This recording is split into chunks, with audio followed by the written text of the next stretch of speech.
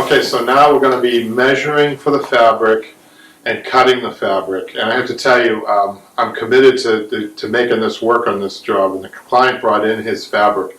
It has a motif. It has a couple of motifs in it, actually. He was surprised that I said, I think we have enough fabric. So now the pressure's on to make sure that we do this, to get all this, the limited amount of fabric we have onto this early recliner. So I'm going to be really stingy with my measurements. I still need my stretch, so I still need to give myself enough to stretch, but let's go over and start. So we're going to start our seat, and as usual, you know, we simplify things, folks, really. So I'm going to just make a slash here, and a slash this way. Vertical and horizontal. I'm going to write it, I'm going to make columns. And over here I'm going to write seat. We're labeling our chair. Every component of the chair is going to get on here. So, and there's two measurements for each component, each section. So a seat, up and down and side to side, inside back, which is tufted. I'm going to make a note there, tufted, parentheses, tufted, inside back. That has an up and down, that has a side to side. And then inside wings, right? Up and down, side to side. And then we have outside wings, right? Up and down, side to side. And then we have an outside back. So let me just hold that up to the camera. Very simple. Okay, all of our measurements have to go on here, and then we have to go to our cutting table to work it out mathematically. Now, one thing you do not want to do is cut fabric as you go. That is always for disaster. Will end in disaster or not enough fabric in this case. So we're going to figure this out on paper first. So let's measure the seat first. We're going to measure front to back on the seat. I'm going to go over. Don't use patterns. You know, you use patterns. I think I told you on previous videos. If I took this fabric off, which I did, and put that onto the fabric, and it would be tempting to do that because it's the same fabric, and then cut it. I leave nothing to stretch with. Okay, you need fabric to stretch with. Okay, so I'm on the back rail, and I'm coming over to the front, and I'm putting my thumb where it's going to be tacked. It's 29 plus 3. I still need my 3, 32. I'm going to put that right in the seat area here, 32. And then side to side. Over the top, over the furthest area, over the biggest area is what you want. Okay? The crown seat, so you have to go over the top. It says 36 where I'm tacking, and then another 3, that's 39. So that's our biggest piece right there. It may or may not be the first piece we cut. We don't know until we get all our measurements, and I'll explain that when we get to the table. Now we're going to go over to the inside back and the wings and the outside back, which I already have separated from the chair. Only a recliner like this would be separated. Normally it would be still with the chair. So up and down. Now on tufting, I'm going to just bring this up to the camera to show you. On tufting, when you measure tufting, it's not a straight over the top measurement. In the back where it's tacked, and you actually have to push in at each button, right? I'm going to give myself a little bit there, and a little bit there,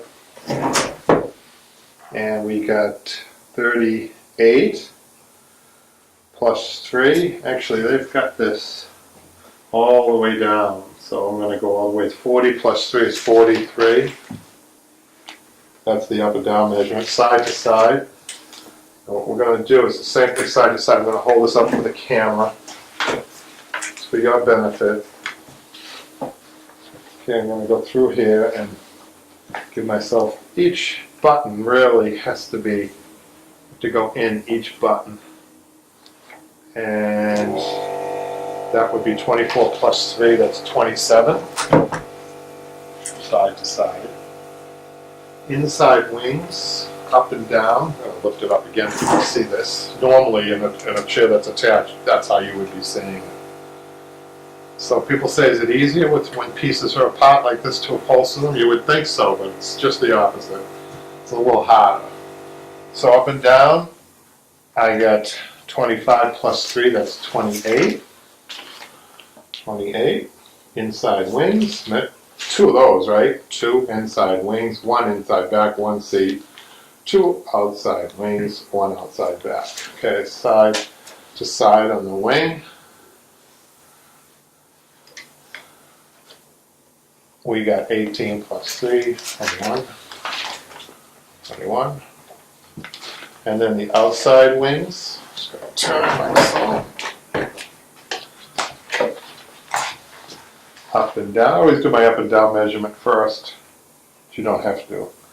22 plus 3, that's 24. And side to side, 10 plus 3 is 13. 24 and 13. 24 up and down and 13 side to side. And now the outside back. Now the outside back is going to come over the hinges, so I'm going to give myself a little bit more for that. Okay, I'm going to say 33, 36 for the outside back, up and down, and side to side, and we're almost done. One more measurement is, now on outside, you don't have to go, you can slim them down a little bit. You don't need your 3 inches, you can go 2 inches. I'm going to go 23. The reason for that is it doesn't need to stretch. You're not going over springs of cotton. You don't need this as much stretch.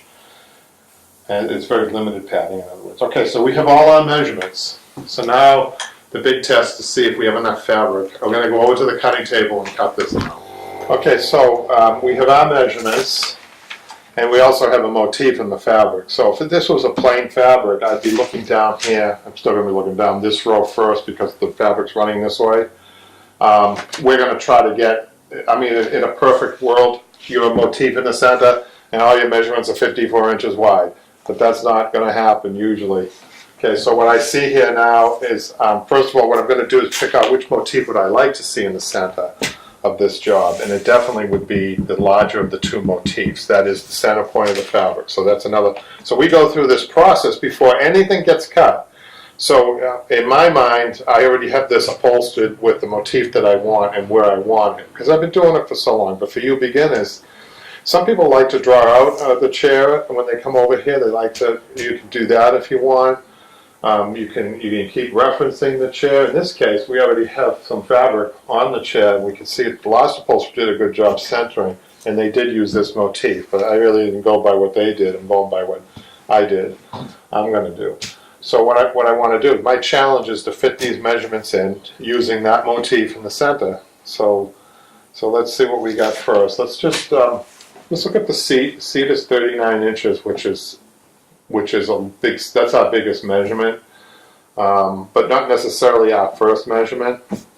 So I want to see if I can get 2 other pieces in here, like the inside back, the tufted inside back. I noticed. Let's just measure. What that would be from the edge. We got 13 and a half. Now that's interesting. That's what I'm focusing first. I'm going 13 and a half from the edge, from the selvage, which is half 27. Okay, so I think that's going to be my first measurement because I know that I'm going to get the best out of my fabric doing that. That's my best measurement, in other words. So I'm going to take that because then I see. With the rest of it, 27, I'm going to try to get my outside back, which is 23. So I almost got a perfect use of the fabric there. And I'll explain that in a minute. So we're going to go 27, which is half of the fabric, and it gets our motif in the center point for the inside back. And then I'm going to go right up. Now I'm getting it centered left to right, up and down on a tufted. It doesn't matter on that. Okay, so it's going to be a little bit. My motif's going to be a little bit towards the top. But actually, I think I like that. That's going to look good with the wings, and you'll see that in a minute. So what I'm going to do is I'm going to go up and down. Let's just take the inside back, 43, and go all the way. Draw a line there. Now, for you beginners at home, you may want to chalk this whole thing out. But I'm pretty, confident in my eye. I'm going to go right up the middle.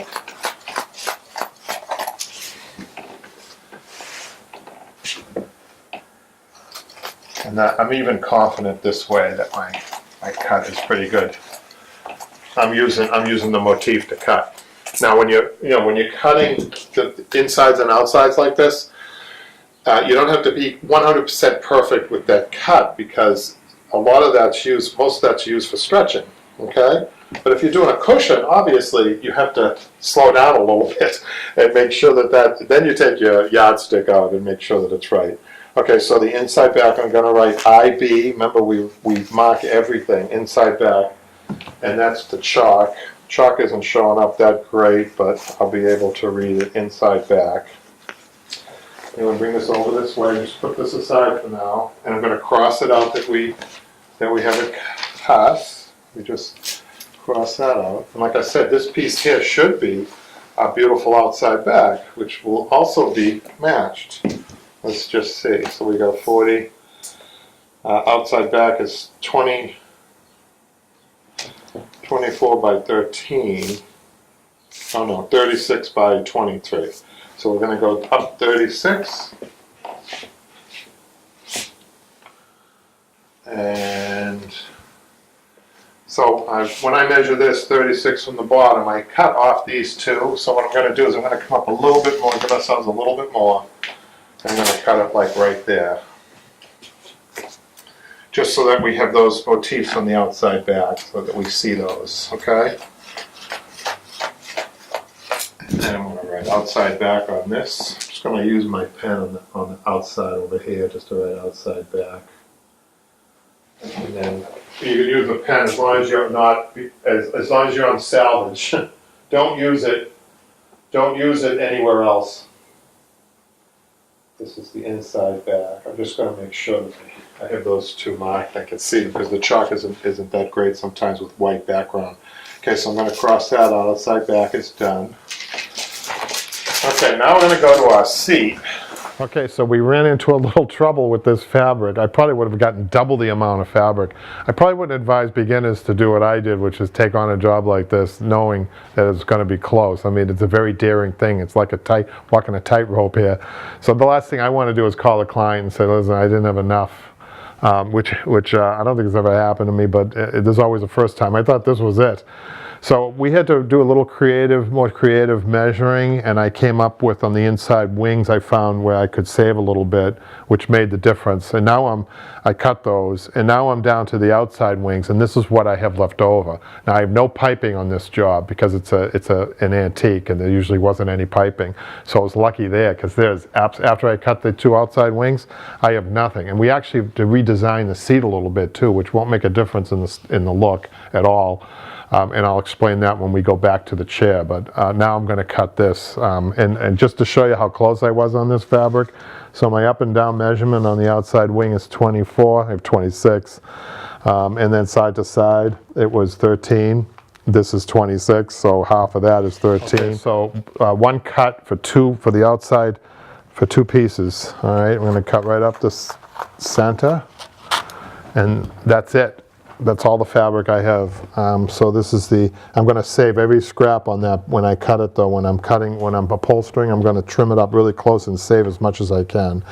So, you know, this is the outside wing, OW, and then OW, okay? And that's it. And so I have all my pieces cut. And now I'm going to explain to you what happened and how I overcame a problem with the seat, which I didn't have enough for the full width, but we redesigned the seat in order to make this work. And wait till you see on the seat what we're going to do to make it work. The client's going to be thrilled that the fabric that his mom got left over from the last time it was upholstered was enough to do the entire chair again. So come on over and take a look. Okay, so I really got in trouble with my seat because I didn't have enough of a width. The other pieces were more important to cut first, in my opinion. So I was left with the seat. Didn't have enough for the width, so I decided I was going to redesign this a little bit, and I think it makes no difference at all with the design. So what I'm going to do is I'm going to upholster this over to here because I like the motif selection too.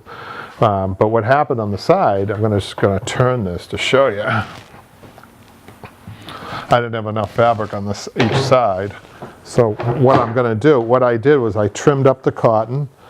It came down all the way.